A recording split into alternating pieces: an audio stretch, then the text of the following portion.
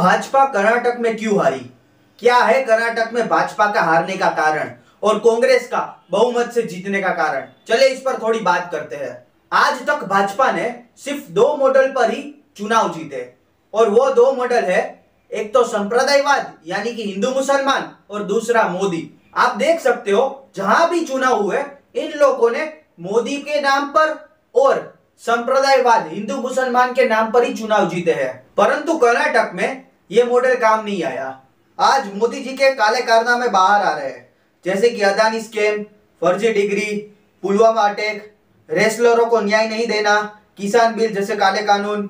ये सारी चीजों ने भाजपा की इमेज तो खराब की, परंतु भाजपा ने बेरोजगारी और महंगाई पर कोई खास काम नहीं किया, शिक्षा पर कोई खास काम नहीं किया, गरीबी पर कोई खास काम नहीं किया, आम आदमी के जीवन के ऊपर कोई खास काम नहीं किया, किसानों पर कोई खास काम नहीं किया और ऊपर से हिंदू मुसलमान इतना किया कि लोग उबने लग गए, लोग पक गए और सबको पता चल गया ना तो ये सरकार हिंदू के लिए काम कर रही है, ना तो ये सरकार मुसलमान के लिए काम कर रही है।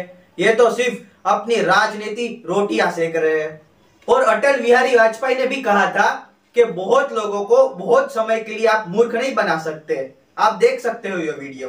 अंग्रेजी में कहावत है, कुछ लोगों को कुछ समय के लिए बेवकूफ बनाया जा सकता है, कुछ लोगों को बहुत समय के लिए बेवकूफ बनाया जा सकता है, मगर सब लोगों को सब समय के लिए भड़काया नहीं जा सकता, भरमाया नहीं जा सकता। ये सारी चीजों ने भाजपा की इमेज तो गिराई, परंतु आग में घी डालने का काम किया 40% कमीशन वाले मुद्दे ने। कर्नाटक में कोई भी सरकारी काम करना हो तो पहले 40% कमीशन देना पड़ता है, फिर जाके बाद में काम होता है। और ये न्यूज फैल गई पूरे कर्नाटक और पूरे भारत में। आप ये 40% के ऊपर सॉन्ग भी सुन सकते हो। 40%। और आप ये भी देख सकते हो कि राहुल गांधी ने 40% के ऊपर क्या कहा। जो 40% कमीशन वाली सरकार है उसको 40 सीट से ज्यादा नहीं मिलने वाली है। बात यही नहीं खत्म होती। अमित शाह आते हैं और भाषण देते हैं कर्नाटक में और कहते हैं कि हम कर्नाटक में भ्रष्टाचार मुक्त सरकार बनाएंगे।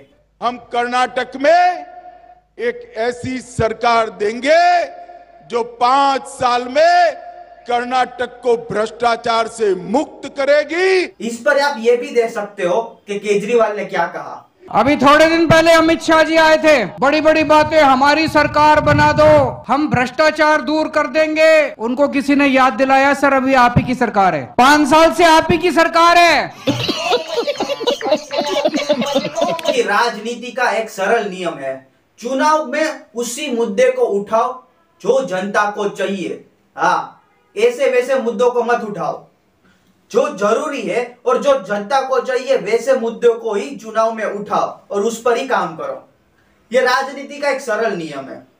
और कर्नाटक की जनता को चाहिए था रोजगार, महंगाई में कमी, अच्छा शिक्षण, अच्छी लाइफ। मतलब कि कर्नाटक की जनता को पता चल गया 5 साल में कि यह सरकार किसी काम की नहीं है, एकदम निकम्मी सरकार है। और ये सारी चीजों का फायदा उठाया कांग्रेस ने। उन्होंने वहां गरीबों से जुड़े हुए मुद्दे उठाए, किसानों से जुड़े हुए मुद्दे उठाए, एजुकेशन और स्टूडेंट से जुड़े हुए मुद्दे को उठाया, युवा से जुड़े हुए मुद्दे को उठाया। यात्रा में चलते हुए मैं बहुत सारे युवाओं से मिला हूं। आज हिंदुस्तान में 45 साल से सबसे ज्यादा बेरोजगारी है।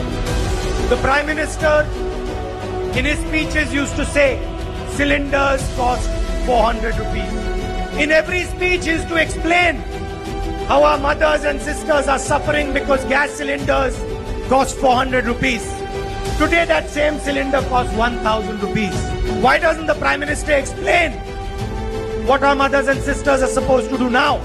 और राहुल गांधी को एक चीज पता चल गई, वो है इमोशंस। उसको पता चल गया कि भारत के लोगों में इमोशंस बहुत ज्यादा है। अगर ये इमोशन का सही इस्तेमाल किया जाए तो भारत के लोग रंग से राजा और राजा से रंग बना सकते हैं। राहुल गांधी को पता चल गया अगर भारत के लोग प्रेम देते हैं तो इतना देते हैं कि सर पे बिठा लेंगे और नफरत करेंगे तो इतनी करेंगे कि बात मत पूछो। ये राहुल गांधी को पता चल गया। इसलिए तो राहुल गांधी युवा के पास जाकर बात कर रहे हैं, लोगों के पास जाकर बात कर रहे हैं, उनके दुखों को सुन रहे हैं, आम जनता के पास जाकर बात कर रहे हैं, उनके दुख सुन रहे हैं, महिलाओं के पास जाकर बात कर रहे हैं, उनके दुख सुन रहे हैं।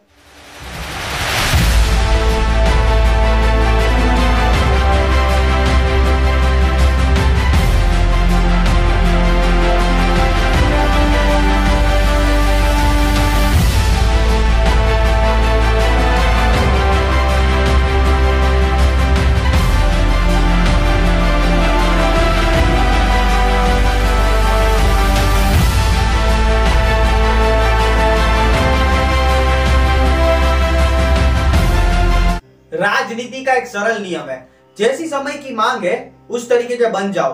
अगर समय के विरुद्ध चले तो आपकी हार पक्की। अगर समय जैसा है उस तरीके से आप बन गए और उस तरीके से चले तो आप लंबे समय तक टिक सकते हो राजनीति में। तो आप देख ही सकते हो कर्नाटक की राजनीति में समय की मांग कुछ और ही थी और भाजपा अपने पुराने मॉडल पर चली। वही मॉडल, हिंदू मुसलमान, संप्रदायवाद, जातिवाद, उसी पुरानी मॉडल पर भाजपा चली। हालांकि वहां समय की मांग थी बेरोजगारी पर बात करना, उस पर काम करना, महंगाई पर बात करना, उस पर काम करना, गरीबी पर बात करना, उस पर काम करना, युवा के साथ बात करना, एजुकेशन पर बात करना, उस पर काम करना। ये थी समय की मांग और ये मांग से विरुद्ध चली भाजपा, इसलिए उसकी हार हुई। अगर भाजपा को 2024 का भी चुनाव जीतना है तो संप्रदायवाद, हिंदू मुसलमान को साइड में रखना पड़ेगा और ये सारे मुद्दे पर काम करना पड़ेगा। अगर वहां भी उन लोगों ने संप्रदायवाद, हिंदू मुसलमान किया तो उन लोगों की हार पक्की है 2024 में भी। और इतिहास गवाह है, भारत विविधतावादी मुल्क है। हाँ, भारत को कोई एक धर्म से नहीं चलाया जा सकता। एक आदमी ने ट्राई की थी, वो था फिरोज शाह तुगलक। शुरुआत में तो परिणाम अच्छा है, परंतु फिरोज शाह की मृत्यु के बाद तुगलक वंश का क्षेत्र दिल्ली से सिर्फ पालन तक रह गया था, मतलब कि सिर्फ 15 किलोमीटर के एरिया में ही। हाँ, दिल्ली सल्तनत का एक बड़ा सा वंश तुगलक वंश, उसका क्षेत्र सिर्फ 15 किलोमीटर के एरिया में ही रह गया था। और इसी चीज को अकबर और अशोक जानते थे कि भारत को एक धर्म से नहीं चल सकता, इसलिए वो दोनों सभी धर्मों को साथ लेकर चले। इसलिए वो दोनों लंबे समय तक भारत के बड़े भूभाग पर राज कर पाए। और आज राहुल गांधी कुछ इसी रास्ते पर चलते हुए दिखाई दे रहे हैं। इसलिए तो उन्होंने कहा था कि मैं नफरत की बाजार में मोहब्बत की दुकान खोलना चाहता हूं। उनके जो कार्यकर्ता हैं जो मुझसे यूं करते हैं, क्या कर रहे हो, उनके लिए जवाब, नफरत के बाजार में मोहब्बत की दुकान खोल रहा हूं। आप मुझसे नफरत करो, आप मुझे गाली दो, ये आपके दिल की बात है। आपका बाजार नफरत का, मेरी दुकान मोहब्बत की। आशा करता हूं आपको सब कुछ समझ आ गया होगा। मिलते हैं नेक्स्ट वीडियो में। जय हिंद।